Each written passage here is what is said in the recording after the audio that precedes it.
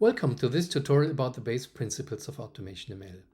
In this tutorial, I want to show you how to assure that your libraries before publishing are compliant to our AML library development guidelines.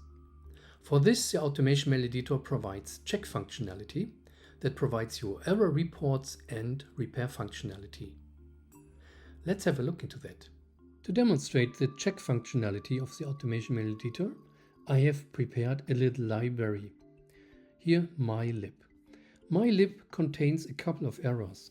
One of them is that the naming convention of mylib is obviously not fulfilled. The Breite-type has a capitalized starting letter, which is wrong, and the Höhe-type has no description. Let's see whether he can find all these different mistakes. I press check, and so he finds that mylib should contain a prefix, a domain, and a type, and he gives me a repair functionality. He proposes me an appropriate name, and I call it masterclass, like this. Then he finds out that the attribute type Breite-type should start with a lowercase letter. He is doing that automatically. Then he finds that there is no description for the Höhe-type. I enter a description. This is a height. And he finds that there is no source document information there. Here I can create an ID, and that's it.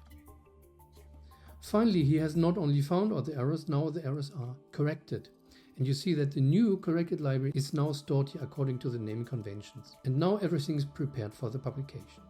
What do we have achieved? Quality checks should assure that all the libraries that are published are according to our AML library development guideline. These checks cannot find the mistakes in the content of your library, but all classes should have a description.